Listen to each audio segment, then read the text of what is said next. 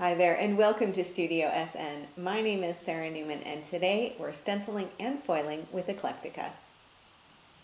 Today we're going to combine Eclectica stamps, stencils, fresco finish acrylic paint, and metallic foiling for a really fun and easy card design. So you can see here on the front center of my card I've got a really cool stencil design that's been done with metallic foiling. Then I've also got some metallic foiling going around all four sides of my card. Both are really easy techniques to do, so let's take a look at the process. First, I'm going to bring in a piece of plain white matte cardstock, and I'm also going to bring in some paint. Now this is the Fresco Finish Chalk Acrylic in Sage, and this is from PaperArtsy. It's a really nice opaque color. And I'm just going to get a little bit here on my craft sheet, and then bring in a pretty wide paintbrush. And all I need to do is give a little bit of dry brush color right along the center of my piece of white cardstock. I'm not trying to paint it entirely, I just want to get a little bit of color on here, a little bit of visual interest. So I need to let this dry. It's not going to take very long to dry, but I'll clean this up and then bring in another piece that I already have that is dry so that we can get started stenciling right away.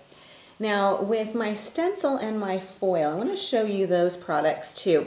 So the foil that I'm working with is from WOW, and this is the Fab Foil in copper. And you'll see that there's a copper side and then there's kind of a dull gray side here. So we're going to be working, of course, with that copper side face up when we get to applying it.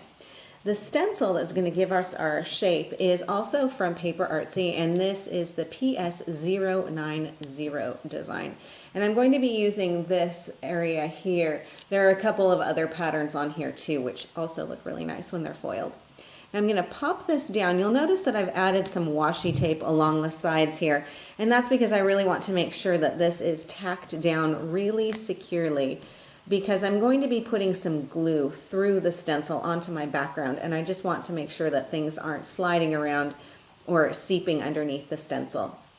And the glue that I'm using is just a regular old glue stick I picked up at the stationery store. And what I can do with this is simply take the cap off and start applying the glue straight through the stencil. Now I'm using a bit of a light touch here. I'm not pressing really hard, and I'm just sliding this around onto the stencil.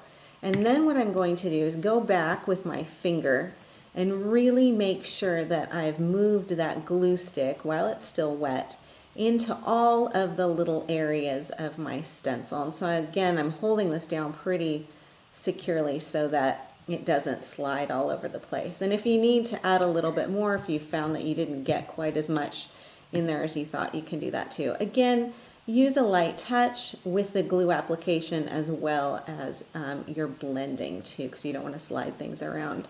And then what you can do, hold this down, lift off your stencil, and you'll want to clean that pretty quickly after you're done with the technique. But then, I don't know if I tilt that, if you can see any pattern on there, it's probably a little bit too tricky.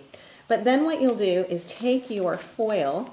Now remember, it's copper on one side, dull gray on the other side. So you're going to pop this down with the copper side up and begin pressing this on here. Now you want to make sure it's really smooth and well burnished. So what I like to do too is flip it over and then also press from the back. If you want to use a bone folder, you can do that too. And then what you need to do is let this dry. So you'll need to let that glue dry completely. I usually give it maybe 15-20 minutes. Kind of depends on the area where you live too. And then what you can do, you can see this one here, it's all dried, it's been burnished really well.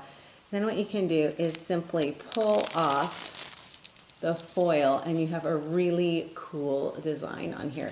Now you still have quite a lot left of your metallic foiling on here, and I save these and use them as much as I can.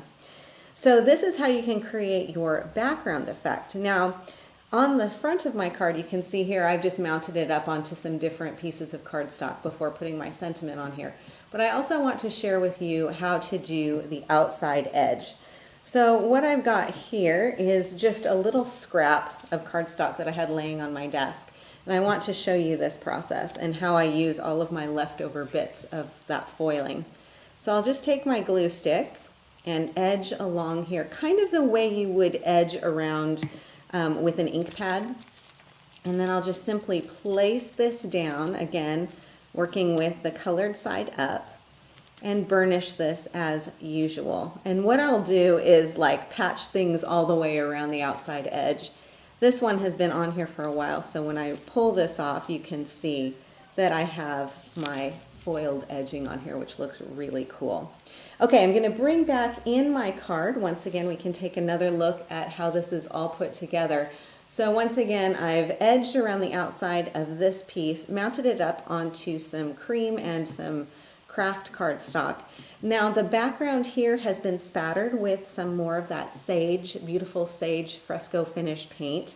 The stamp on here is also from PaperArtsy, and this is from the Eclectica ESN 25 stamp set. So that's how I've combined everything together. So this is how easy it is to combine your stamps, stencils, foils, and more to create a really easy card background. If you like this technique, you might want to check out the April 2018 issue of the UK Crafts Beautiful magazine. Here's one of the examples that I did for my monthly column in that issue, and it's featuring the exact same technique with some different projects as well. So do be sure and check that out if you're so inclined. Thank you again for joining me on Studio SN. I hope you enjoyed today's show. If you like this video, I invite you to subscribe to Studio SN on YouTube, and I will keep you updated with new videos. For more ideas and inspiration, please stop by my website at saranaumann.com. Again, thank you so much for joining me, and I'll see you again next time.